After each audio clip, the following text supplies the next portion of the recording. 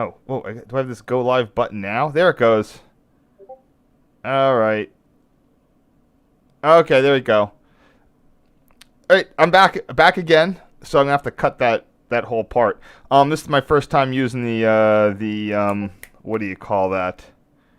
Um, scheduled session thing here. So I was sort of talking to myself there for a while. But I know this is probably like, duh, why don't you do it the normal way?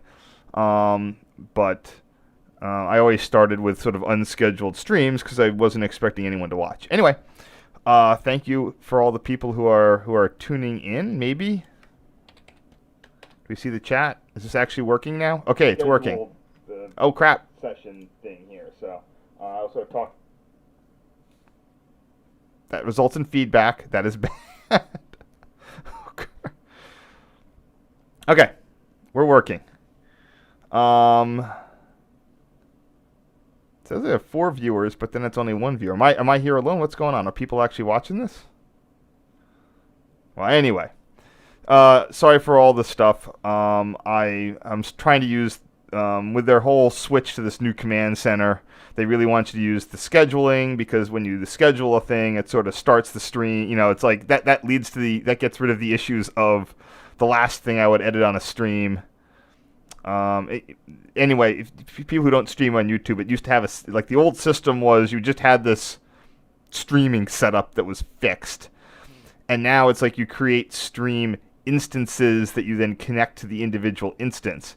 And after you finish a stream and like don't end the stream, it keeps all the data the same. And it's basically what they wanted you to do in the old way. If you try to, it puts more work on me. Anyway, I apologize for all this. I actually advertised this to my local NRHS group because I think people don't have a lot to do these days. So we're going to try to see if any one of them show up. So I'm giving a little bit longer opening speech than I usually give. Looks like people are leaving already. Well, anyway. So today's stream is going to be a one-nighter tonight about a 2003 trip I took to the Baltimore Streetcar Museum.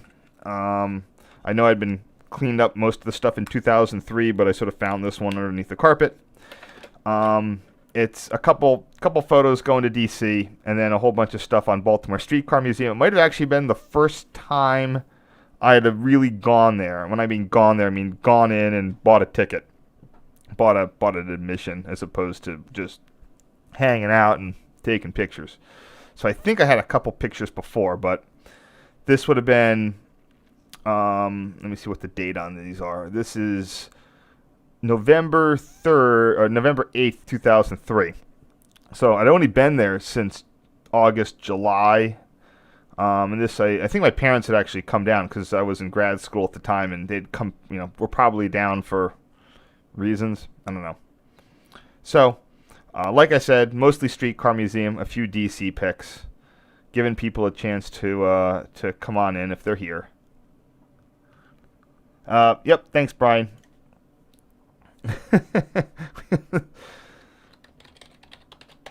So, all right, I'm going to get going, and this should be, I'm going to say it's pretty quick, but, they're never quick, and I think they'll be quick, but I only have about less than a full complement of photos.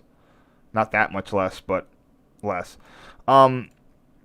Starting off is this interesting thing. This is, again, this is taken from the side of likely a MARC train.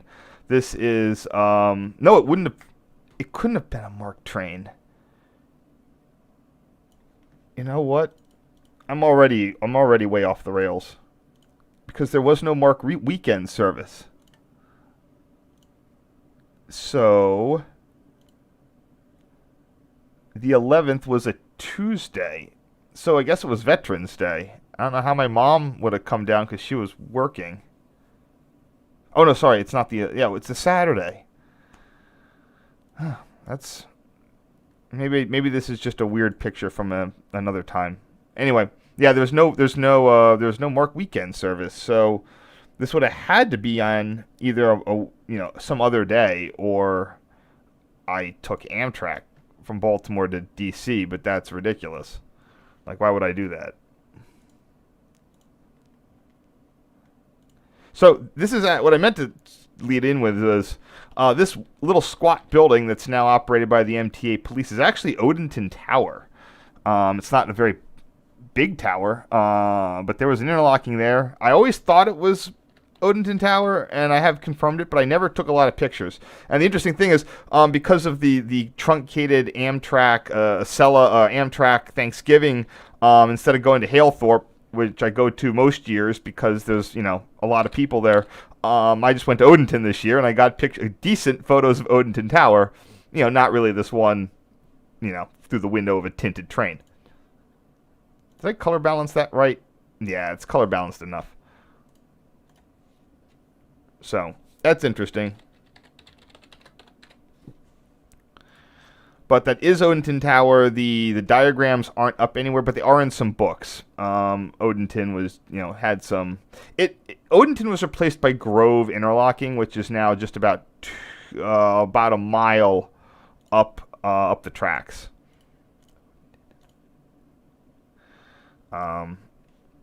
Grove is well known for being not only a 3-track full crossover, but having that Amtrak's first high-speed turnout to allow trains heading north from DC to stop at the sidewall platform at BWI. This is... Oh, no. My plan was to figure out what signal bridge that was before I logged on and had to make you wait for me to do that. So, like I said, there's a few DC things. This is heading into, of course, through K Interlocking. K Interlocking is the Union Station Interlocking. It has 3 signal bridges. I should probably mark them out here. And they have letters. One of them is like H, I, and J. And I don't know. I can never remember which ones they are. But I can quickly look it up in my handy dandy Washington Union Terminal PDFs.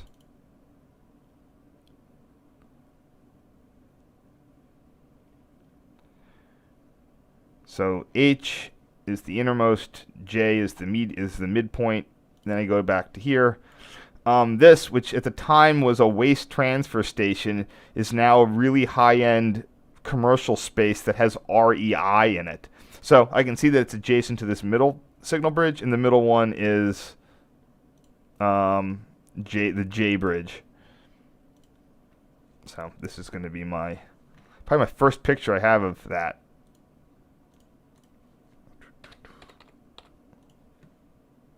Oops. But you can see the arches of that. Now I think that used to be an arena.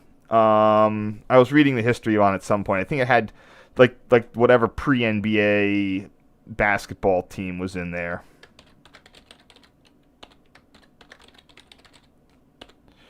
It's more south, so it's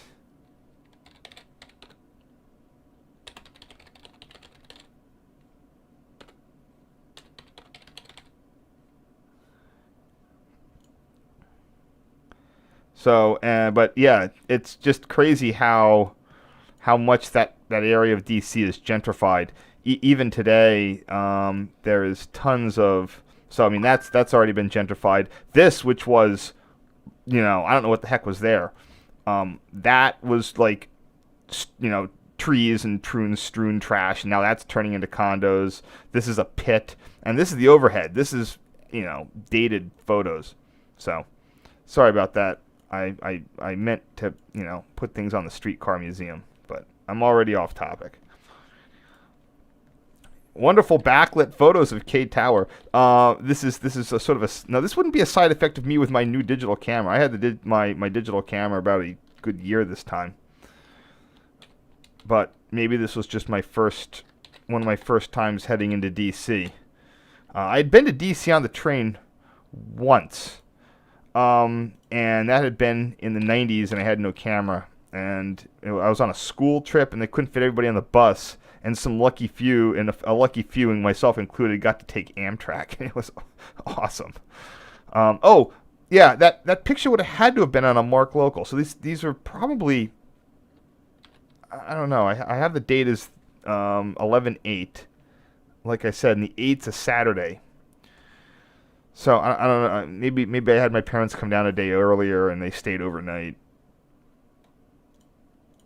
But not much I can really do here. I'm gonna try to use a clarify filter on this. I really don't like to, but it might help. Yeah, it's a bit better. Just gotta make sure to resaturate it, get rid of the red. That's like the Amtrak office building right there. I think that was the old REA railroad, like REA building, like Railroad Express building.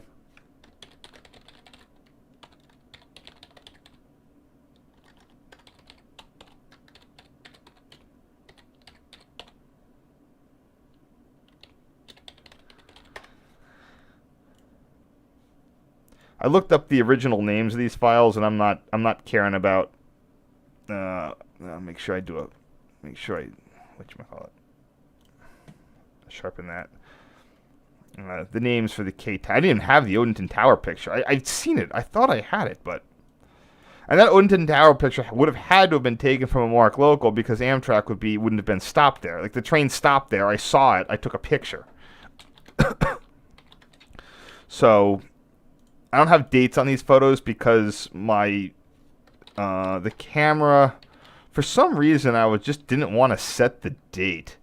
It kept bugging me about it, and I just kept ignoring it. I think that in the 9/11 police harassment era, I didn't want to have dates on my photos, so they couldn't, so someone doing forensic analysis couldn't actually prove when things were taken.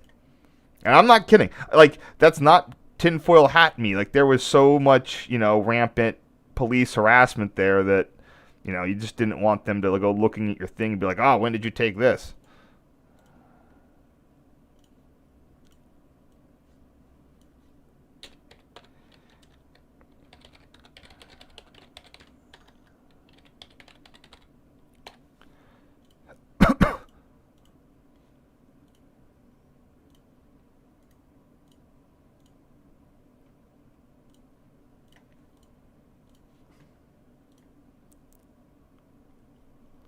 Let's make sure that the chat's still working. We still working here?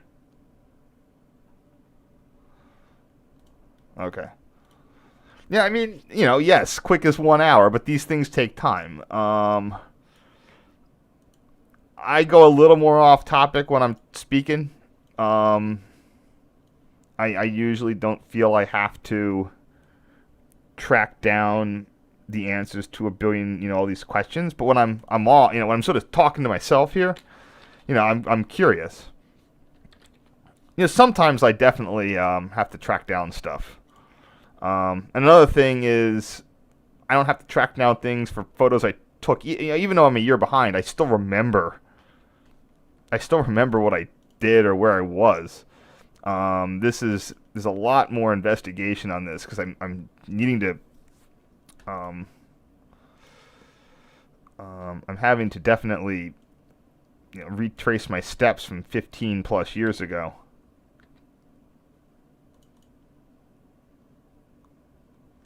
Okay, there's that one.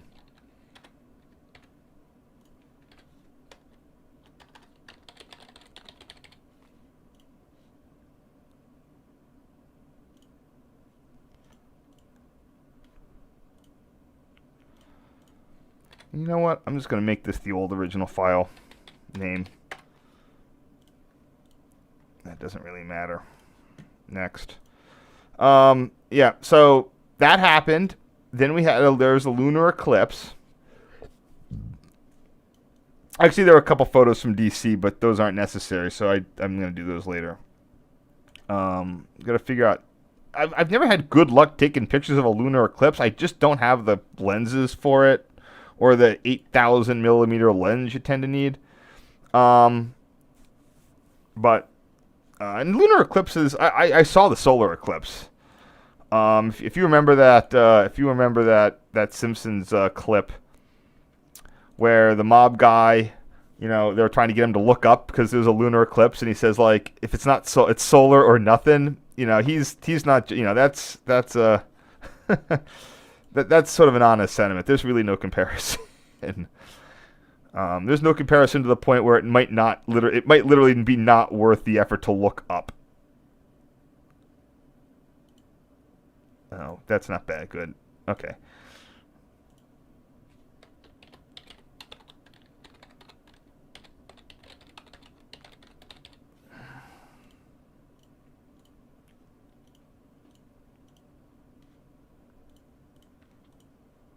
This is the best picture I took. I had like 5 of those pictures, and I was able to cramp them all. So anyway, here we go. Now we're on the Baltimore Streetcar Museum part. Let me just make sure people are still there.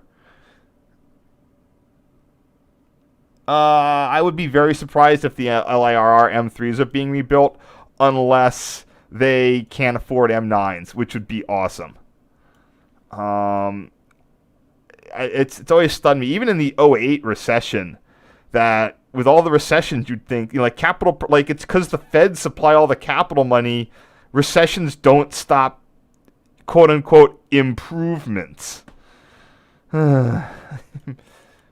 like back in the day when you would have, pick your favorite railroad that was almost bankrupt, and they would just use the same wooden coaches for 80 years because they couldn't afford anymore.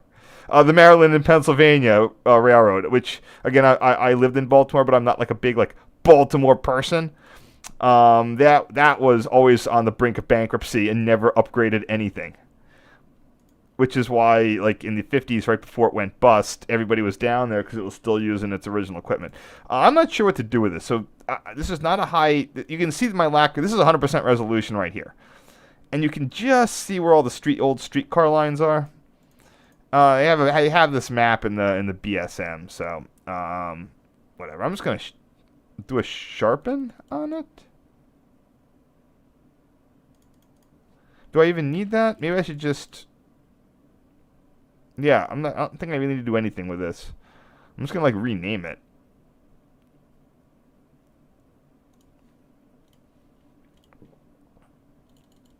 Yeah, I have so little resolution on these that I can just roll in and rename those. 12, that would be 15 and 16, I believe. Yeah.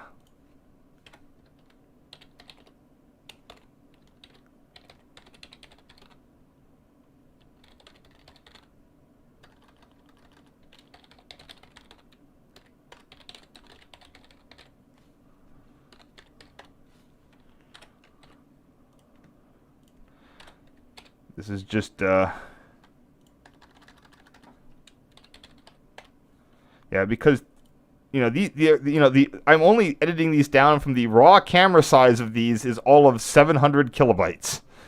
So yeah, that's all. So here we are starting, and this just shows you the original type of quality that I'd have. I mean, this was 900 by 600 and over sharpened and terrible. So I am probably going to use the original file names just because I've been to the Streetcar Museum a ton, and if I use anything different, I'm going to get a bunch of collisions. So for those of you who don't know, this way I can start talking about the Baltimore Streetcar Museum. If I can pull it up. There it is. I highly recommend it, by the way, if you haven't been. It was, for me, it was one of those odd things of, I never consider myself like I was going to school in Baltimore. I ended up working near Baltimore, but for the longest time I didn't really wasn't really a resident there. Here's a streetcar museum, and I could go down there. It was within walking distance. I could walk down there in 20 minutes. I could have gone but they had NRHS meetings there on a monthly basis. I never became a member. I never did any of that stuff, and I'm not sure. I don't know why. I would get tired of it really fast. Not that they don't do great work, or their stuff isn't interesting. It's just this. You go down. It's like seeing the same thing again and again and again. And some people are trolley people and they like that, and they're all about inch wide and a mile deep. I'm more of a go all over the place and do comparative this and that. So I would always go down thinking I'd go down more, and then like a year would pass before I went down again, and then it would be like ride the same 5 trolleys. So anyway, it's located about 2 blocks from Penn Station, which is there. Incidentally, I lived like right there, but you couldn't get there to there because there was a cliff in the way. Like that line right there is just, you can't, it's impenetrable. It's, not only a cliff, but it backs up on all these properties with fences and junkyard dogs. So the only way for you to get there is you to go all the way down to North Ave and then go over and up. So it was almost a mile walk, even though the straight line distance, I could get to the property if there was an escalator, probably in 10 minutes if I wanted to, if the passage was there.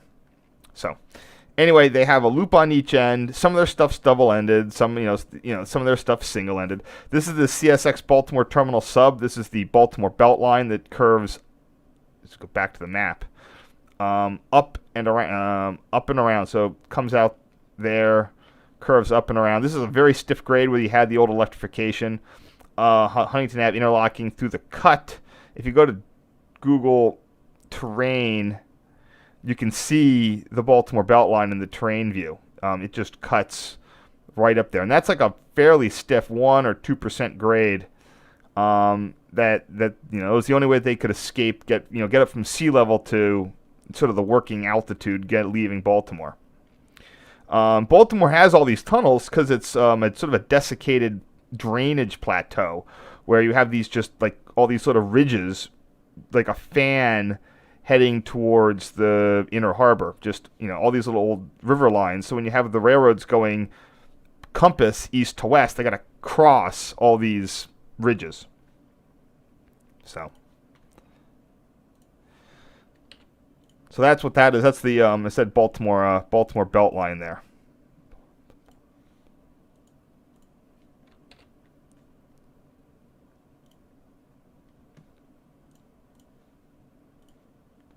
Just sharpen this up. Sorry about that.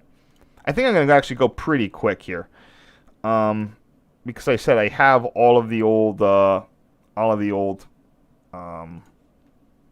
photos.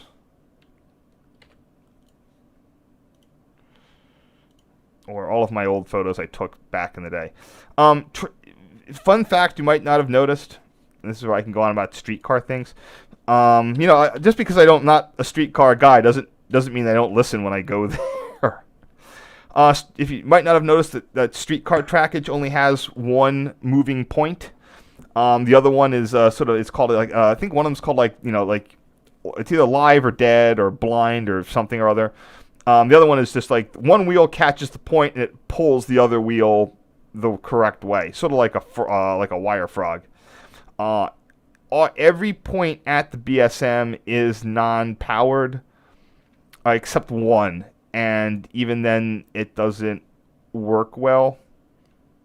So they often have to stop and use the iron to make it go. For anyone who is ever wondering, who was ever wondering how they worked,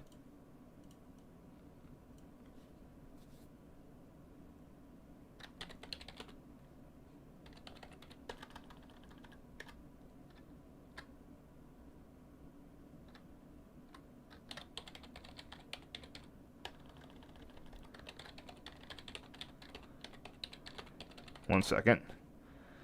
If you're ever wondering how those worked, it's within a certain area. If the trolley is drawing power, that's weird. Oh, that's right. Something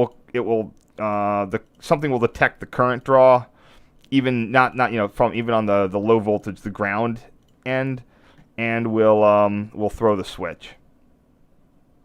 So I need to. This is way too big. So I need to crop it or something.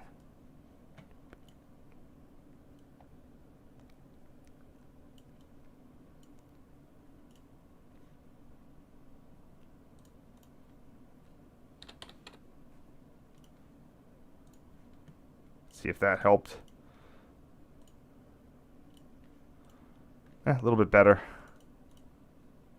All the gravel in the street is blowing up the size of the JPEG. Even though I'm reducing it, the size is going up. So here we have the example of the blind point. So it doesn't actually, it's completely passive. It doesn't steer the train. But it's cheaper. This way you don't, for streetcar trackage, you no longer need to have the rodding assembly with the points to keep the points engaged. This one's set back from the live point. So the live point starts pulling the train, and then the flange will catch in the groove in the girder rail. Normally in a railroad, the trains aren't supposed to be guided by the flanges. The flanges are there for quote unquote safety or extremes. The wheels are conical sections, and conical sections will naturally follow the rail. It's like one of those Bill Nye things. I think that a Bill Nye type person pointed that out. It's very fascinating that the you think, oh, the flanges keep it going. Like, not really. When the flanges are involved and you can hear it, things aren't, it's not supposed to be doing, you don't want that. Trolleys are much different. They're lighter. They're designed to be going on around much tighter curves, and a lot, and you'd have it's specifically designed with girder rail to grab the flange and yank the wheel around. I'm sure I'm saying something wrong, but I'm pretty sure. Someone would correct me. Like the real trolley people would correct me, but.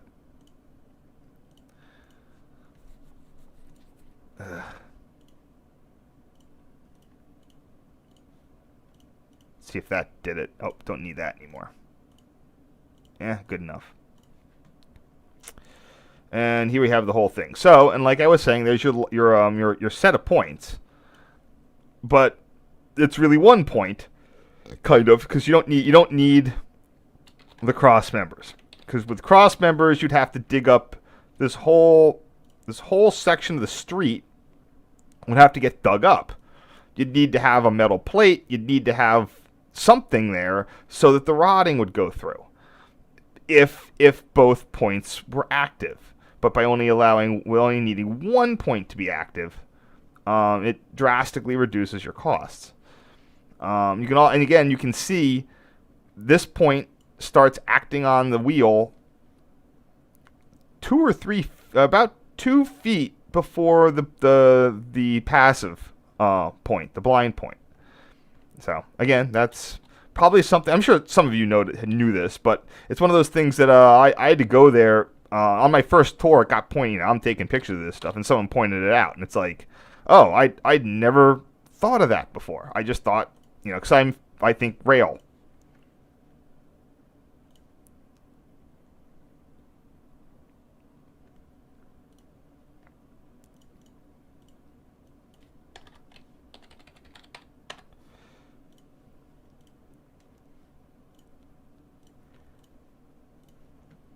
Oops, it looks like I got through the first bunch.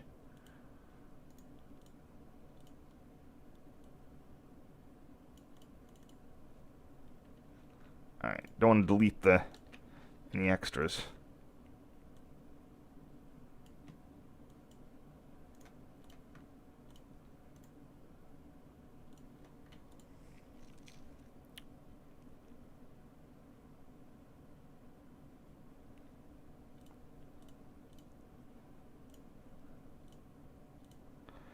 I should mention that, unlike a lot of museums, the Baltimore Street. I'll get into it when we hit the gauge. So something else to mention in this picture, Baltimore uses a unique trolley gauge of 5'4.5", I think. Oops, I clicked off it. 5'4.5". Yeah, it's not like Toronto with a 4'10" and 7/8. Why you can pick your reason. Some, it's usually streetcars didn't want to get taken over by the local railroad back before the strict separation of transit and heavy rail. Maybe they had practical reasons, but today, a lot of currently, Baltimore runs with its own Baltimore equipment, and it runs with Philly equipment. Philly is because Philadelphia's streetcar gauge is 5'2.5", and it's very easy to convert Philly stuff to Baltimore. They just someone, I forget the exact how, but it's like a PCC wheel. You just have to pull something off and put in a spacer and put it back up, put the wheel back on, and you're done. So it's very simple for them, especially the P. So they've been buying a lot of the Philly PCCs. There is no Philly area trolley museum. There's, it's just, by the way, this is just the the frog, the common crossing on your streetcar switch.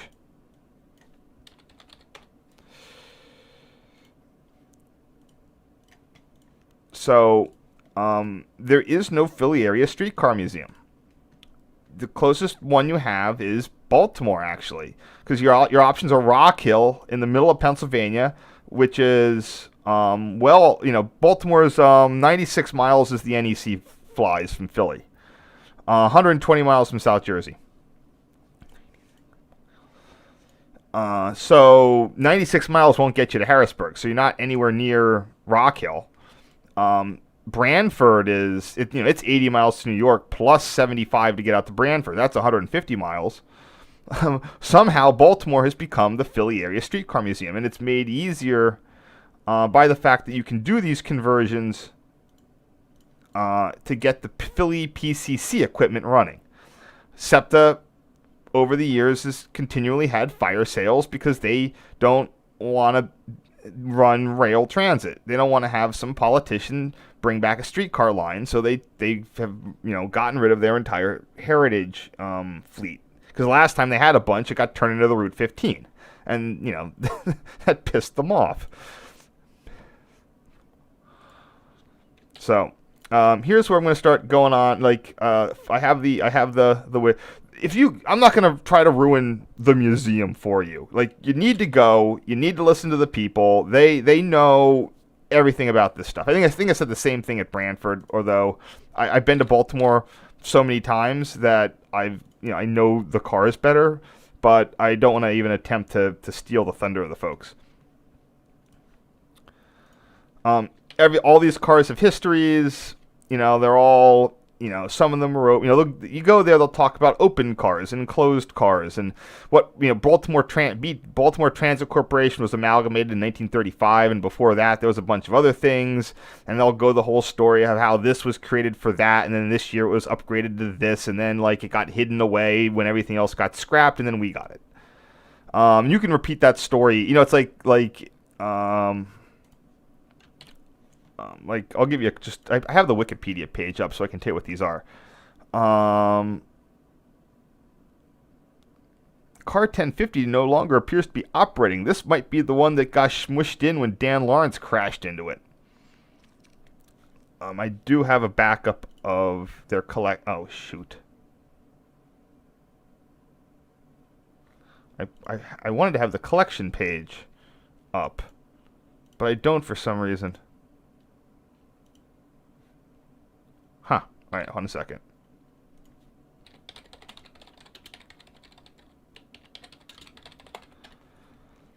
Now, again, they might have traded things away, but they tend not to just because, simply because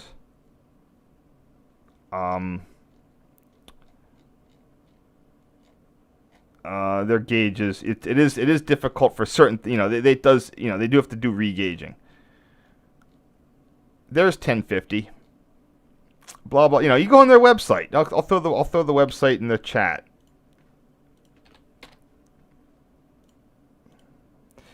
Um, 1050. Blah blah blah blah blah. So a lot of their stuff, including both 1050, there, is that might be the single truck car. No wait, hold on, not yet.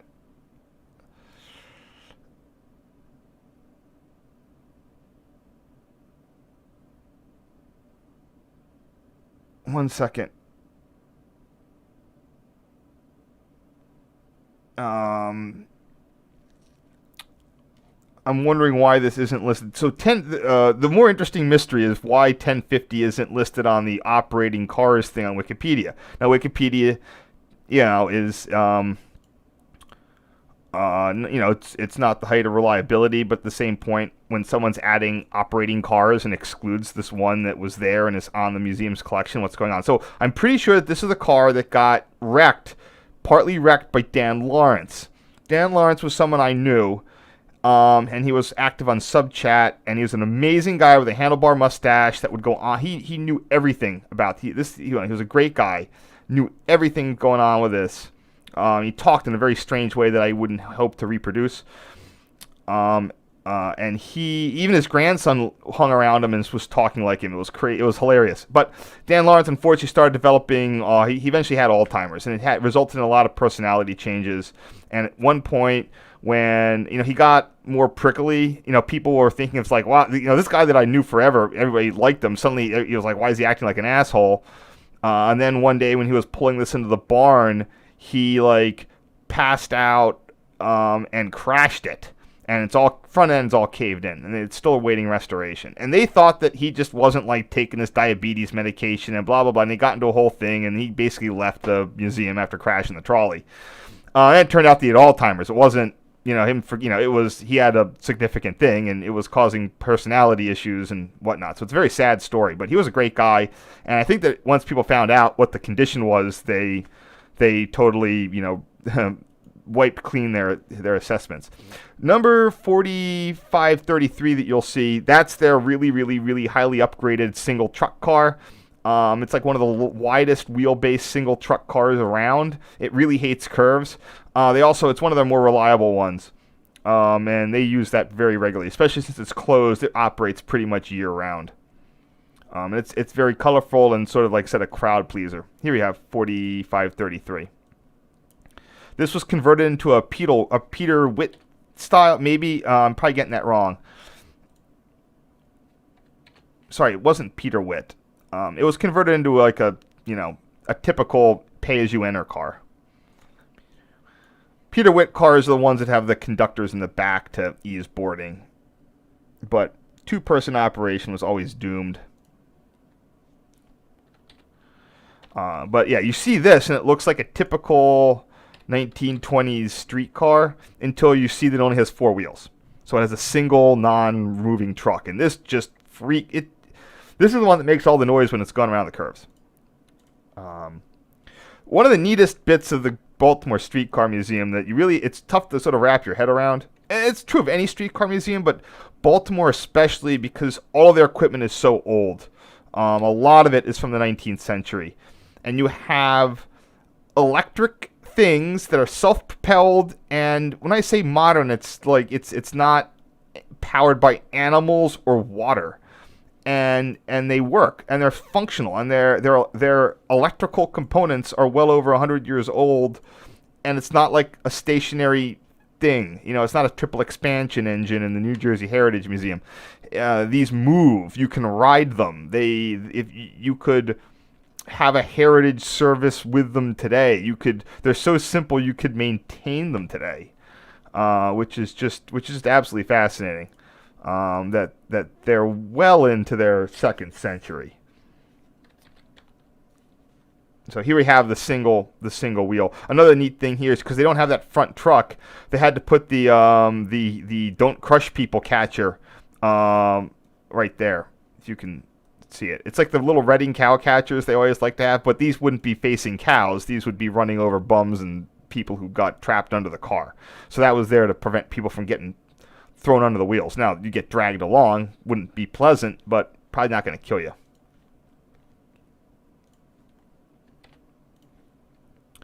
The fact that I can only fit half the truck in this photo is indicative of the lack of angles that my old 3x zoom digital camera had.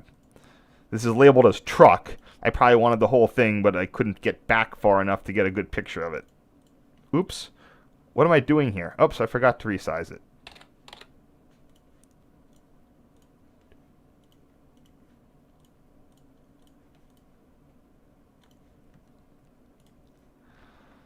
This is a pretty good picture, except for that obnoxious shadow in the way. Railpictures.net would not approve. I'm going to try to do a square aspect ratio on this one.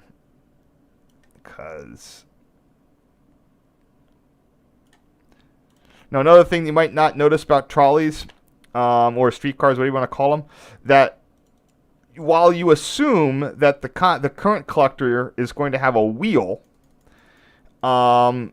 many services operated with a carbon-lined shoe. SEPTA uses the shoe. I don't know what Toronto uses. And you need different wire frogs depending on if you use a wheel or if you use a shoe. wheels have deeper flanges, so you can't use the shoe wire frogs with the wheels. This comes up at museums a lot. I forget which streetcar systems use which. The streetcar systems being, with poles, being Toronto. I don't know if the Mattapan has pans or not. I'm assuming they've upgraded to pantographs, but they might have poles. SEPTA, Toronto, and San Francisco.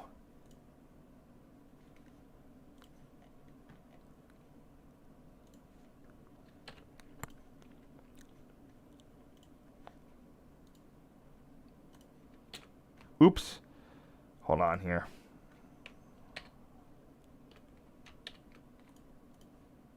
Okay. Just wanted to make sure that I wasn't expanding the size of the photo. When I say this, you can see that brick building is the museum building. They got some public money in the 1970s to put all this together. The Baltimore trolley service ended in like 1964 or 5. Again, I could look it up, but I don't feel like it. It's not really important. What was interesting was that they, on the 50th anniversary of Baltimore, the last day of service. So when the trolleys actually stopped service, the fans they were doing last runs. And they were doing last runs all through the night into the next morning. They did a charter, and they just kept going all night. So I think the Baltimore Streetcar Company the museum did a special 50th anniversary of the last thing on the last day of service, where they'd have the last run that would pull in at the exact time that the last real run pulled in 1965 or 64. And then the next day, I think they had a car show. They had a special event the next day, and they had a bunch of historic buses. And I was thinking, well, what you don't run a trolley service the next day? You run a bus. You have the historic bus people have them run a historic bustitute. The trolleys are done, and the next day you just run with the historic buses. I think that would have been way more apt.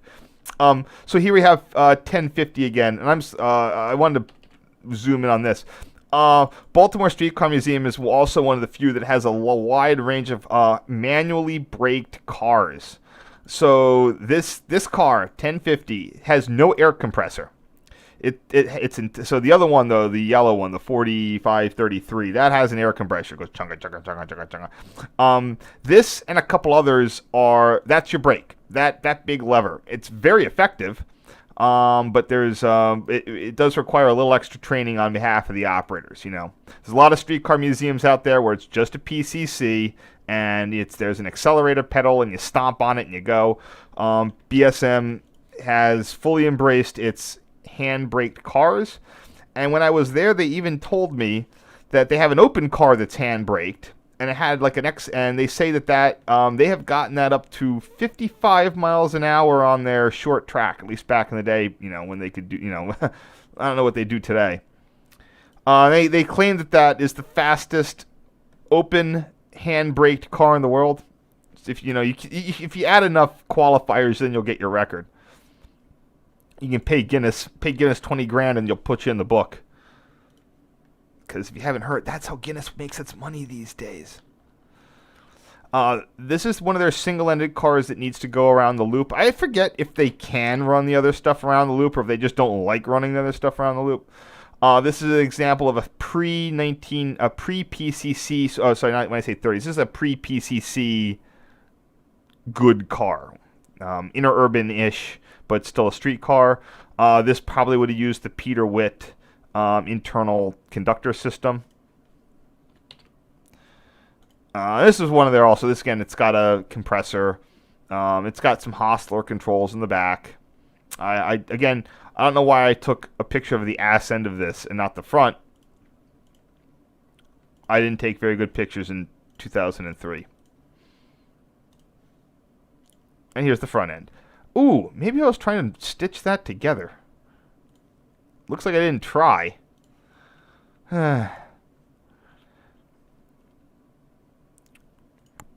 If you want, I can try to stitch it. My friend has the Photoshop that lets you do the stitching. I'm not sure that it would work with this, but I can always try later. Oops. Or I can try later as a bonus feature at the end of this video.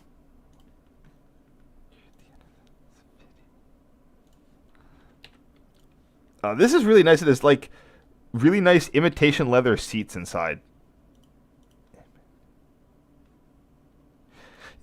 Yeah, so me taking 2 pictures of this thing is because, again, I don't have enough room. If I stood back, it'd probably be microscopic, so I just took 2 pictures. If I was a trolley person, I would make comments about the route that it is signed for and its little sign there, but I am not a trolley person, so I will not.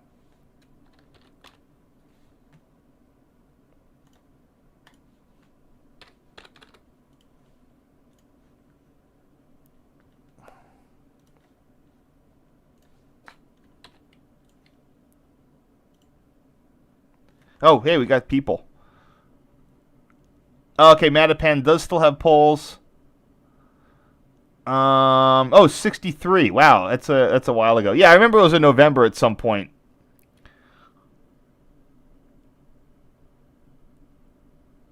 Uh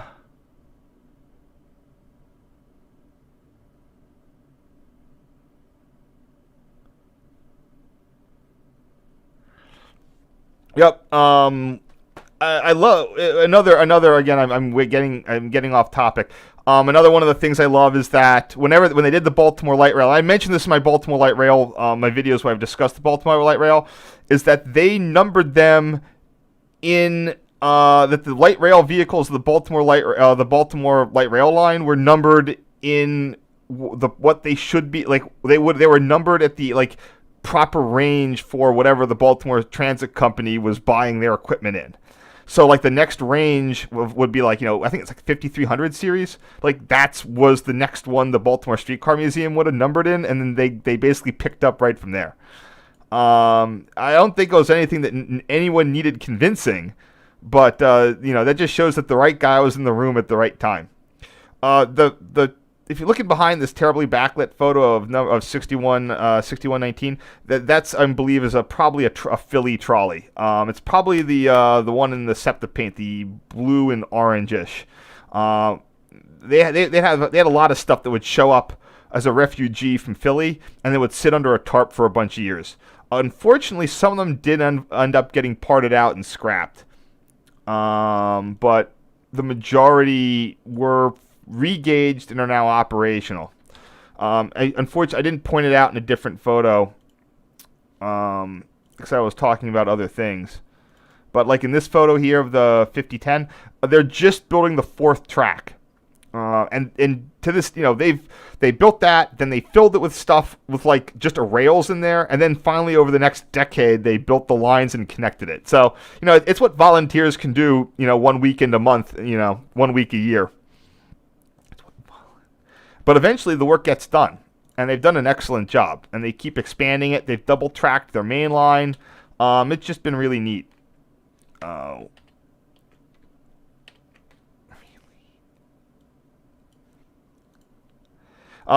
the way, for anyone who is not let me look there.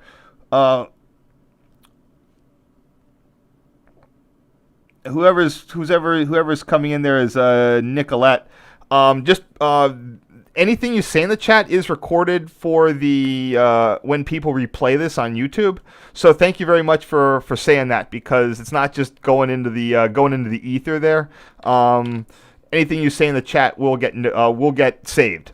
So thank you.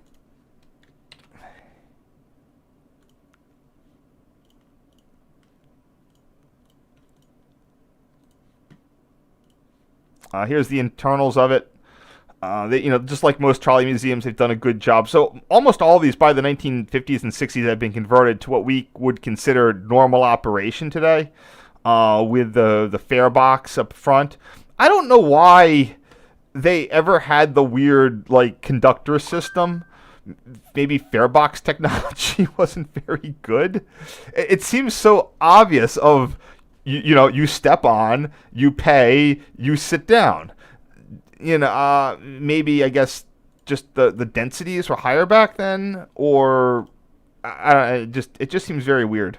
Um, with the two person system, but it could just be to the higher densities, or maybe you just needed a second guy anyway, so they gave him extra tasks.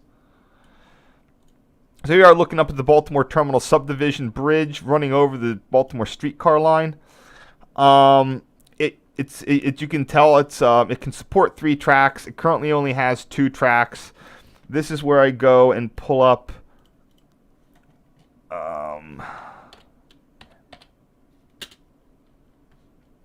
This is where I pull up the. I found a way to bring up a tower picture.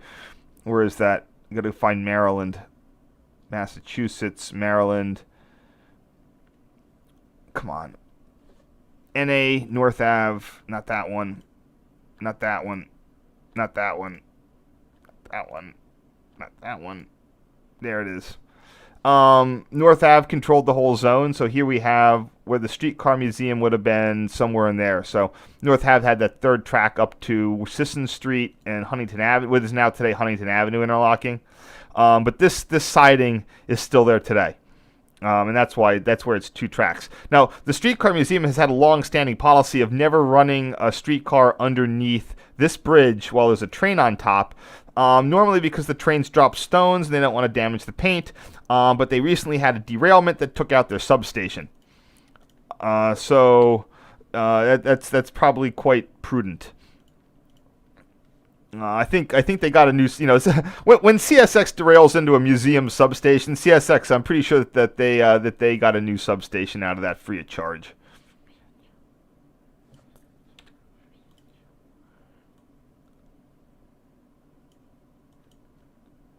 All right, well, that's loading. I'm going to hit the thing here. Yep, you got a nice new substation. I think that in theory, speaking of smart cards, the Baltimore and the DC card should be cross-compatible. I was actually with someone who wanted to try it, and it didn't work. They thought it didn't work. The fare inspector on the Baltimore light rail let them go, but it turned out they just hadn't the UI on the Baltimore ticket machines was terrible. And they never activated. They'd forgotten to activate their day pass. So, that's weird. Oh, I must have these out of order. Oh, there you go. I labeled this as a Western Maryland roundhouse. This is a Maryland and Pennsylvania roundhouse.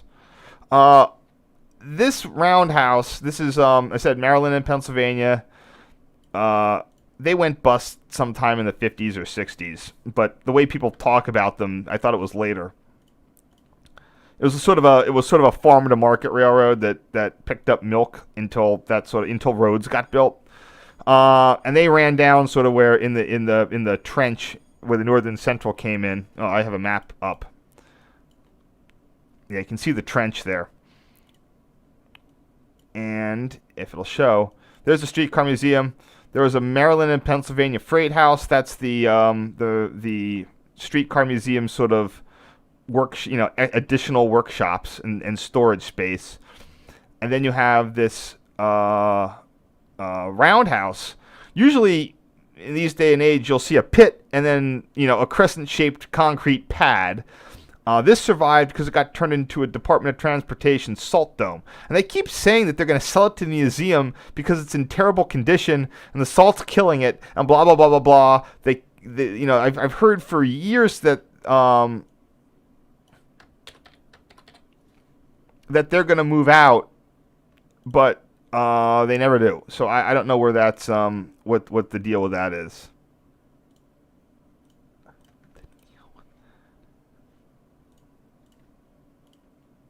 Just checking everything's okay here. Here you have just the office end of the roundhouse. There we go. Oops, wrong one.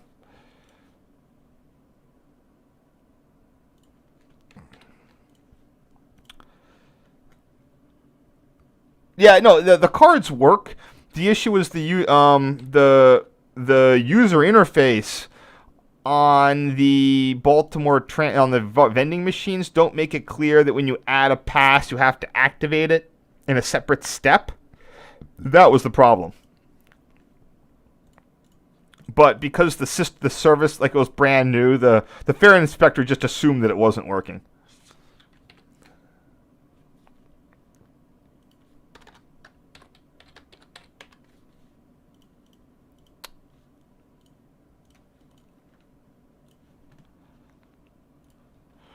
This is the Streetcar Museum's 26th Street, 28th, 26th Street loop. And like I said, this is not very far from as the crow flies, this is, where is this? I could be there in 1 block, 2 blocks, sort of 3 blocks, 4 blocks, 5, 6 blocks, maybe 6 or 7 blocks from where I live. But you cannot get there from there. There's a cliff and fences and attack dogs. So, but there's the 26th Street Bridge up there. I remember the first time I drove into Baltimore, and you come in off the I-83. And I saw the trolley wire in the loop. Wasn't like jumping. I was like, that's interesting. I should look into that. I don't think I followed the trolley wire in the loop and found the Streetcar Museum. I think I figured it out some other way. Here we go. Oops, nope, that's not the right one. I might have cut this photo. No, I didn't cut this photo.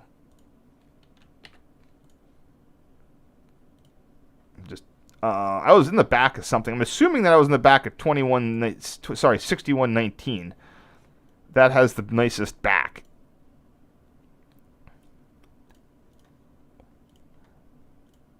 I always would love going down to the Streetcar Museum when they had their Santa stuff, but it was always awkward being in the Santa train, when like you were, you're not there for that anymore.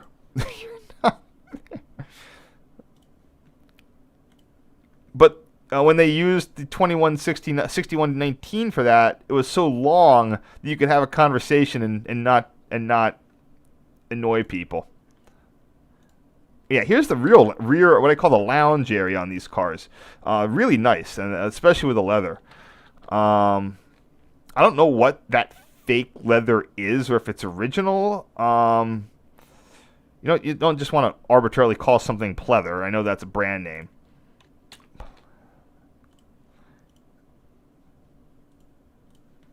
But it's quite plush.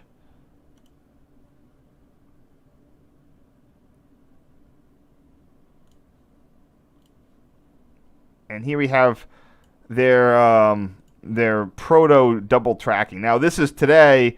They've taken that segments of rail, and that's a legit double track, and it goes all the way down to just about where the roundhouse is, where it has to go to one because they can't redo they can't like build another set of tracks into the parking lot.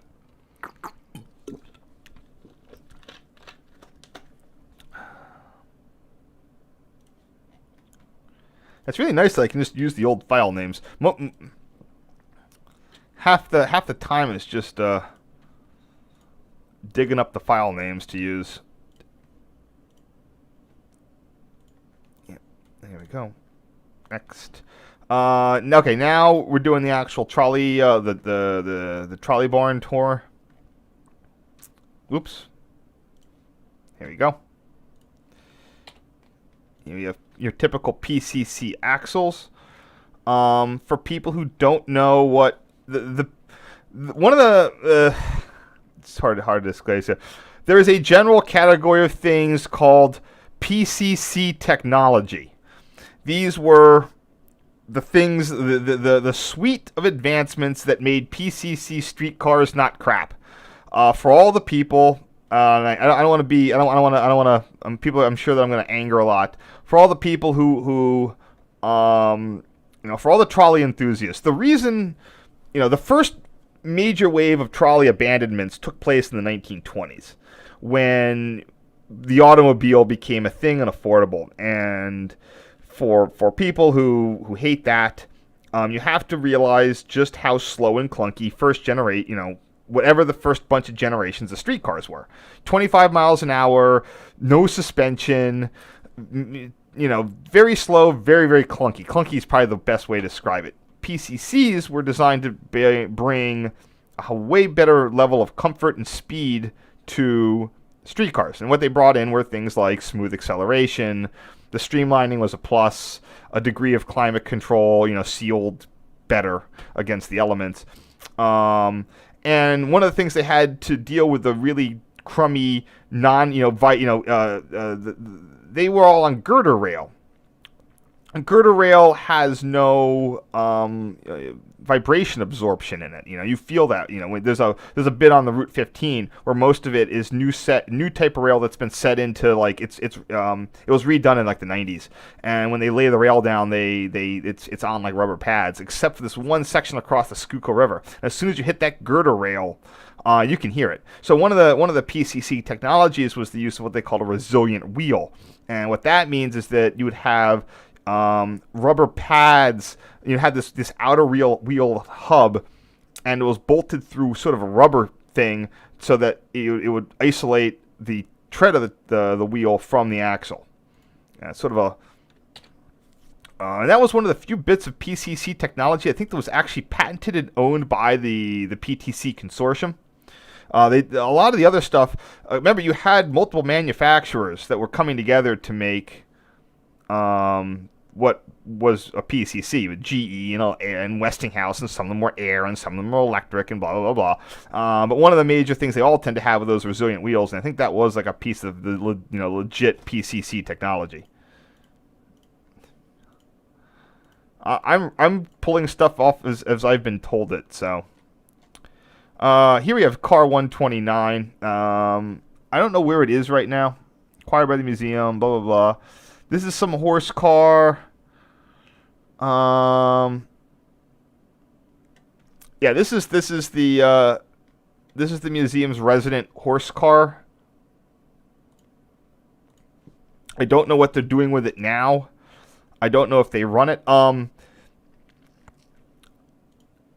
Dan Lawrence, who I mentioned earlier, was my in at the museum.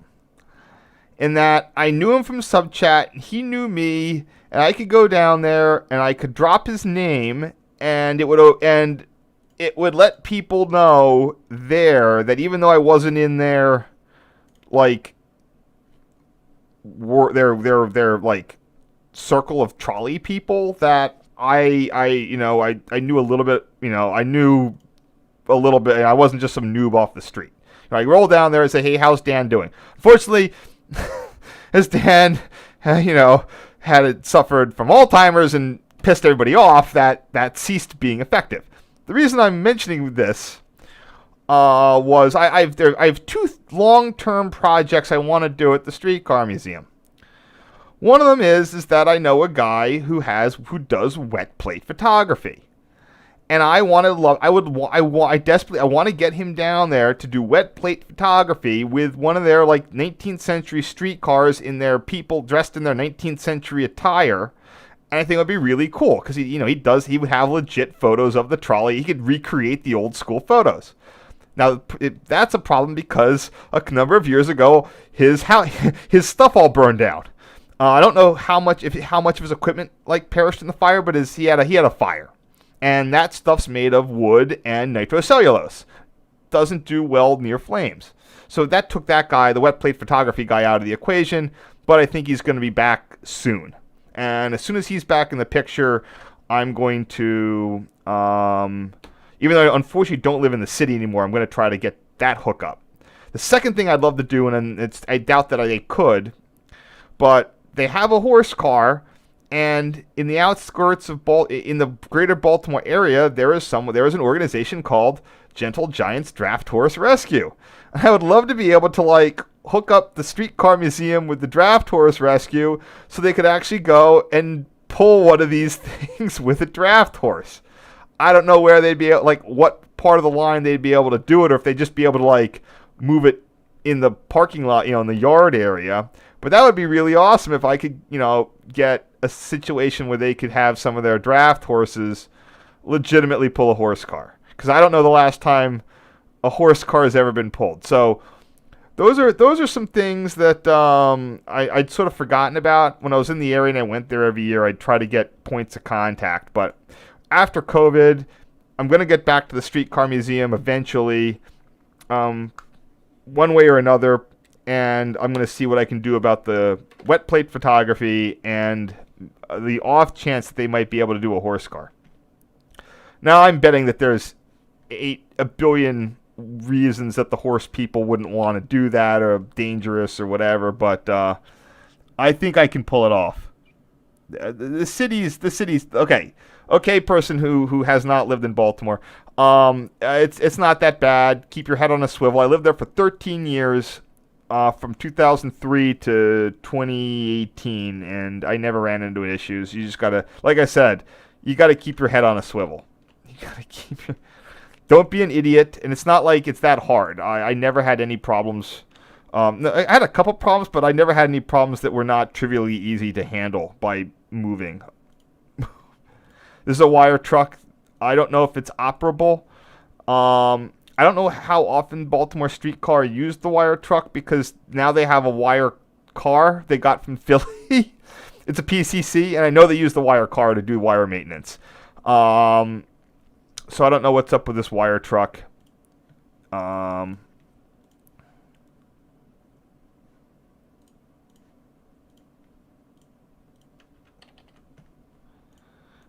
These are things that I haven't seen in the car barn in a while. I'm sure they're still in there. I'm sure the Streetcar Museum loves them. But at the same point, they do take up a lot of space, and they don't get out a lot, like the horse car. They're there they're definitely good. They're nice on the shop tours. But they do not get a chance to perform. This is what I believe is the fastest hand-braked open car. Hold on here. There it goes. Yes, that was it. Let me just find out what the number is on the collection. Yeah, that's the shed. Oh, that's under the awaiting restoration. Okay, that's it. Vehicles currently awaiting restoration. Yep, 1050 was the one that Dan Lawrence crashed. That's why it's awaiting. That's why it was operable in 2003, and why it is not operating today. But it wasn't his fault. Maybe there's the wire truck. Maybe they do get to use it. Da-da-da. Retired 70, acquired, continues to perform many of the same functions. All right, good for them. They get to use the wire truck. There's the work car. I've never seen the wire truck out. There's the thing. 1164. Traction motors, year round. These six. Oh, it's it might be a convertible.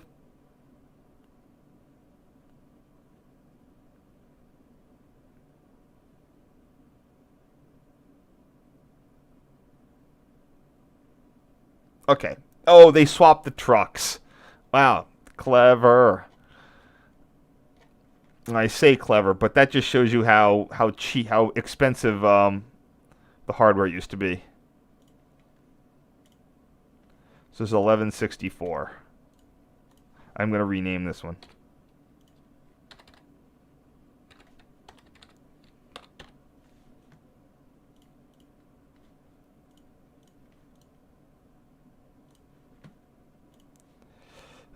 This is their super old horse car, which has a number 25.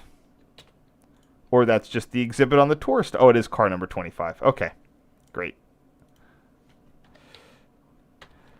This is one of those things. A lot of these were chicken coops. This one was really a chicken. Like, it wasn't just a chicken coop. It was a chicken coop for a while till someone found it.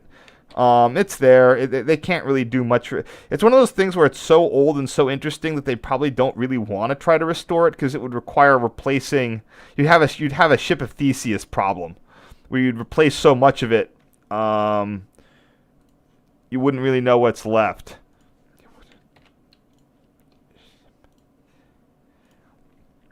I'll tell you, no, I don't have a picture of it in 2003. What's way more interesting is car 417. That's their, it used to be a horse car before it was converted to a cable car, before it was converted to electric. And now they've restored it and it runs. If you go by the date that it was built, I'm almost positive that that is the oldest. When I say by built, I mean by the date it was like built, like the car body. I'm almost positive that that would be the oldest operating streetcar in the world, not even just the United States, because it predates electricity by a significant margin. They don't really they tout that as much as they should. What the heck? Oh, crap. Damn it.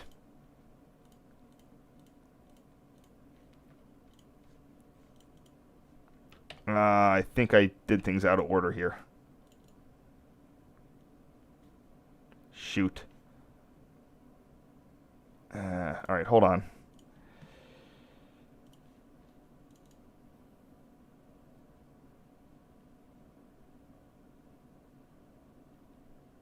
Gonna go dig some stuff out of the recycling bin. I was wondering why things weren't why I seem to be going out of order here.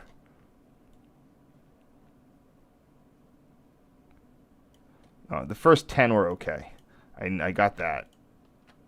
10. The next bunch were not. 15. What?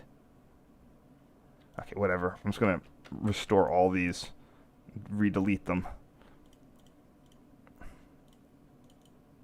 Alright, 1 second. I screwed up. Oh, that's why. The old moon ones.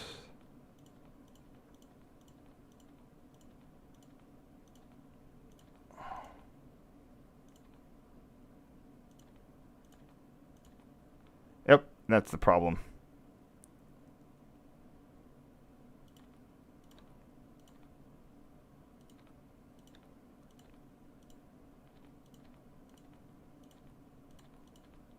There we go. Just a little out of order issue.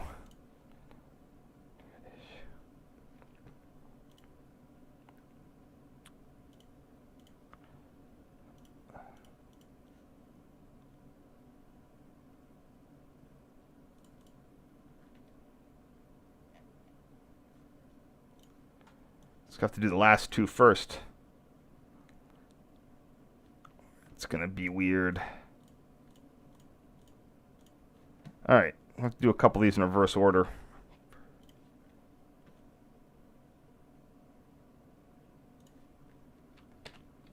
So this is their flagship PCC. It was in this day. It's usually out. This is a legitimate Baltimore Transit Company PCC. They have another one that I think may or may not be legitimately Baltimore, but it's painted in that more typical color. But I think it came from somewhere else, and they had to do a lot of rehab work on that one. This is not running today, but this is, like I said, it's one of their flagships. It's usually out along with that SEPTA one. Here it is. It is 7407. The X SEPTA one, which is 2168, that seems whatever deal they got it on, it's sort of like, well, because we get all this help from the Philly people, we have to not only keep this in SEPTA livery, we have to like run it half the time. It's like a treaty. Like, we'll send you a bunch of cars, but you have to like give us representation. Oh, and I forgot about what the other number was. 7407.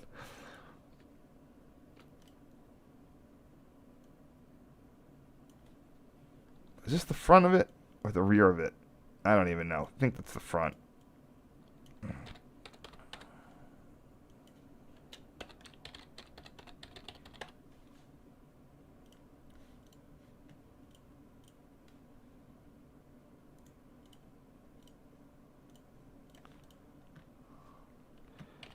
All right, I can. That's not very. With the extra bay, they've definitely relieved some space in the shop. It doesn't look quite as crowded as it used to. Yeah, here we have the rear. But getting these things in, I've never been down there. Again, I could have gone down there, but I didn't.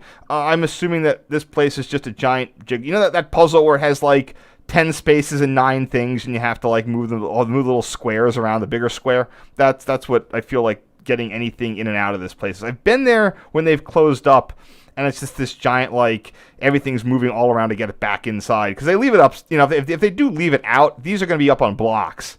Baltimore, I defend it, but it's, you leave stuff around enough, people are going to steal it. The solution, when I say, don't leave your stuff around.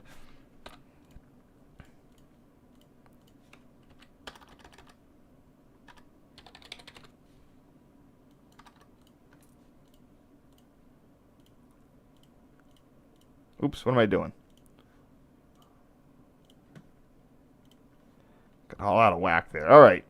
Now I can do the rest of this stuff that I missed earlier, because I won't go into why that happens, but it's something I forgot about. Let me just check in case there's anything more in the... Oh, we got a lot of stuff in the chat here. Honestly, for the museum, like light rail to, it's light rail accessible from Penn Station or Mount Royal. You can park there. It's walkable from Penn Station for Amtrak or MARC. Please don't, I don't use the, oh God, that link system is oh God, they ruined, that whole fake bus improvement was really irritating. Because it didn't improve service, and they got rid of all the historic bus routes. That was always the neatest thing, because you go to the Streetcar Museum, and the transit map was exactly the same as the current transit map. They hadn't changed the routes in decades. I love that. The wire car? Which wire car? The SEPTA wire car, or the truck, the rubber tired one? Oh, the screen's blank, or are we back? Okay, we're back. Oh, I'm sorry for the... Yeah, something makes the screen die occasionally. I apologize. I try to check back in as much as I can. What's up with the wire car? Someone in the chat saying that the wire car is... mainly, well, my confusion is which wire car, the rubber tired one or the SEPTA one.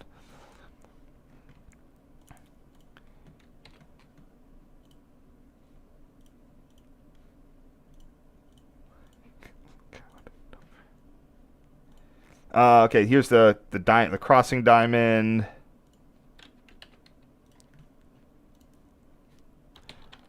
Just finishing up here. So when trains come in, the only powered switch well, I'm not sure if it's still operational. Like I said, a lot of times, if they usually just hit it with the switch iron. The choice that needs to be made is go around the loop or go into the yard. And this is the diamond where that divergence is made.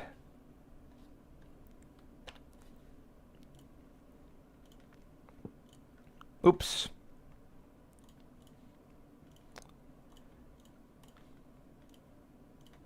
Oopsies.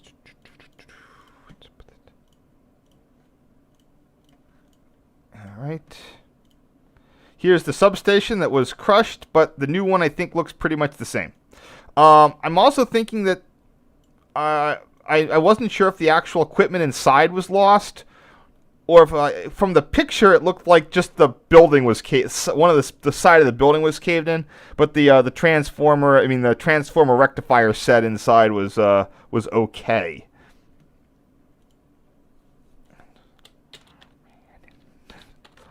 As I have had a tour of this at some point, so I know what was inside there.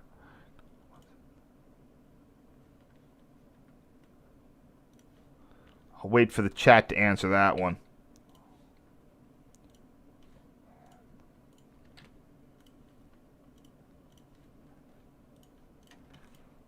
And getting down. This is the That's the thing that handles the power switch, in theory.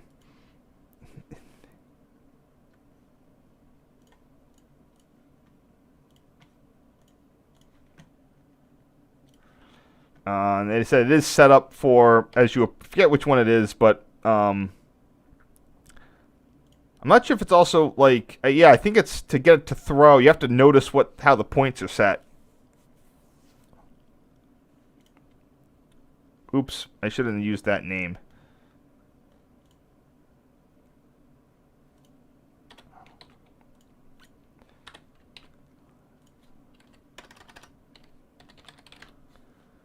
Okay. And last picture, we got a controller on what appears to be 1050. I'll do a brief thing here on controllers.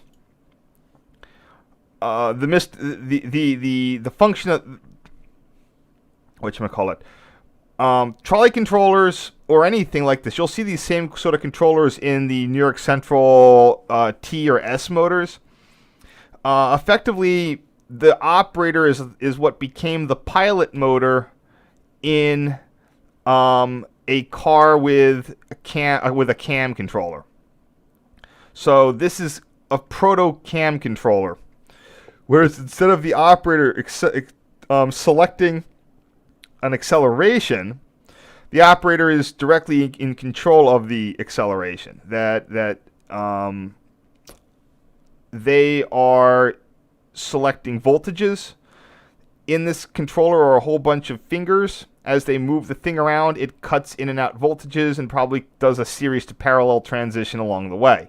So the operator has about 20 selections, and he slowly moves it up to, in accordance with not getting wheel spin and et cetera, et cetera. This required a degree of operator skill to create smooth acceleration and not jerk the passengers around. This tube would be then newer controllers look the same, but they aren't doing the same thing. There is traction current in this stand. It's a high, it's what we would consider a high, this is why the high V cars were called in New York City high V cars. The high V isn't what's powering them, it's what goes through the controller. The operator is directly cutting in and out 600 volt traction current in this box.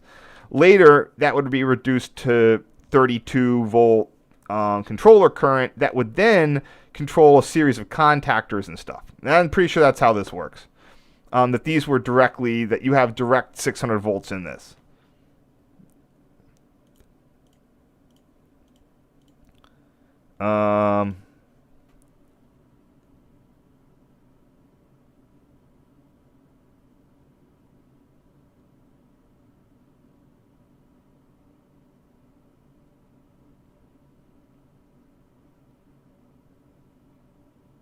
What's a shame? It's a shame that the work train is all shot.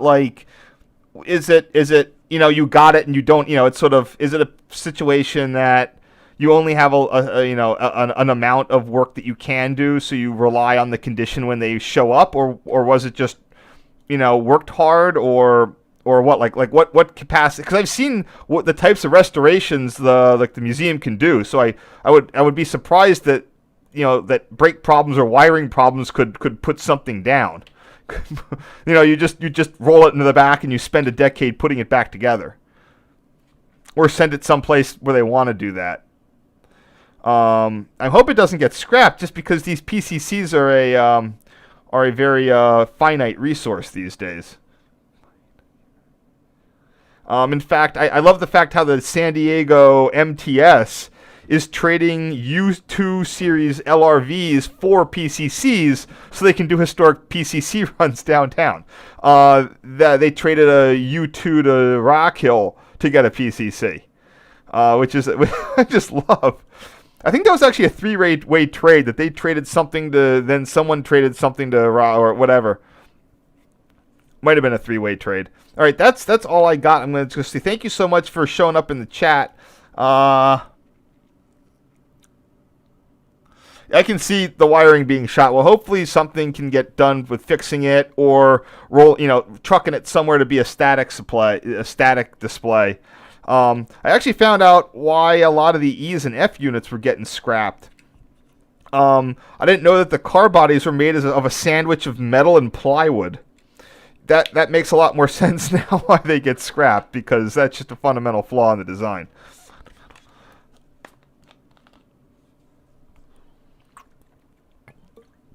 Well, thank you so much for showing up. I hope you guys all enjoyed the show here. I do these when I'm around. Often, sometimes it's every 2 weeks. The next one will likely be, though, I got a pretty good show planned coming up here. It's going to be over the Christmas break, so maybe I'd have to look at a calendar. Somewhere in the time period of the 24th to the 29th. I don't know how many days I need. At least probably going to need 5 days, maybe less. I'm going to be covering the last big project of this, redo all the photos from 2002 to 2005 time frame. And that's going to be my January 2005 trip, where I cover the Three Rivers right before it got canceled. It looks like it's going to be a 5-parter, so it's either going to be 24th, 5th, 6th, 7th, and 8th. It's likely going to have to be all those days. So I know that's holidays, but with COVID, maybe your holidays are a little less bright this year and you don't have a lot to do. I will likely be streaming on all of those days for an hour to 90 minutes, heading back to Chicago and all this fun stuff. Aurora Line, B&O Main Line, PRR Main Line, and Bryn Mawr for some reason.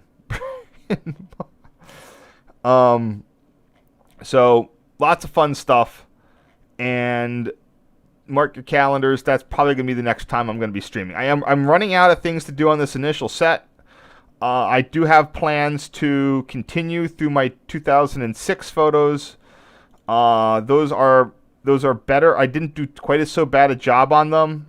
I sort of consider that to be the start of my modern era, but they aren't up to the standard. So I'm definitely going to be able to do the sets in 2006 and 2007. So I'm not ending the run of these streams, but I am reaching the end of the classic period. I have a couple more things. I got Route 15 opening day. I got a bunch of stuff. So anyway, thank you for joining. I will try to have Dave Homer announce, and I'll also make an announcement for anyone still listening.